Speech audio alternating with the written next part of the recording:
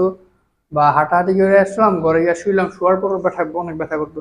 ওকে, এবং ব্যথা কি কোমর থেকে পায়ের দিকে হ্যাঁ, আসতো? ব্যথা কোমর থেকে পায়ের দিকে আসতো এবং পা ঝিমঝিম অবশ অবশ লাগতো। অবশ অবশ লাগতো। আচ্ছা, আমাদের এখানে চিকিৎসা নিলেন আজকে সহ আপনার 7টা 7টা। সেশন। আচ্ছা, এই 7টা সেশন নেওয়ার পরে আপনার ফিলিংস কি, বা আপনার যদি আমরা মতামত বলি তাহলে আপনি কেমন আছেন না, এখন? আমি এখন অনেকটাই ভালো, প্রায় 95%। 95% ভালো, আলহামদুলিল্লাহ।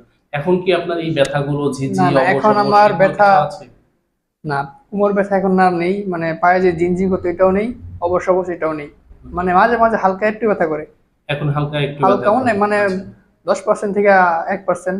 10% থেকে 1%। ওকে, আগের থেকে আলহামদুলিল্লাহ আপনি না, আগের বেটার। থেকে আলহামদুলিল্লাহ অনেক ভালো। আচ্ছা, আপনি আমার এখানে আসলেন কিভাবে? আমি আসলাম মানে ফেসবুকের মাধ্যমে ভিডিও, অন্যজনের ভিডিও দেখে আবার আমি আসছি। আচ্ছা আচ্ছা, ভিডিও দেখে আপনি হুম। এসেছেন। আচ্ছা, আপনি ভিডিও দেখে এসেছিলেন, তখন কি মনে হয়